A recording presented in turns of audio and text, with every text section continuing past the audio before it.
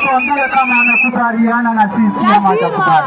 Karoma unatakaje? Ama unataka kuendelea kukata majani?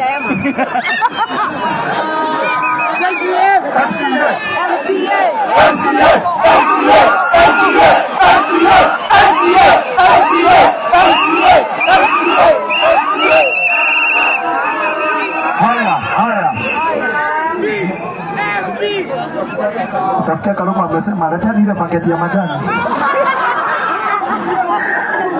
Haya, utawapea ripoti. Karoma amesema atapatiana ripoti kwamba bado majani hajamalizana.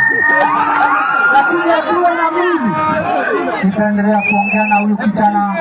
Bado ni mdogo, tusimsukume kwa maneno mengi leo. Tutaendelea kuongea na yeye na kisha tutaona namna Karoma ataendelea vizuri aweze kusimama na familia yao. Asanteni sana.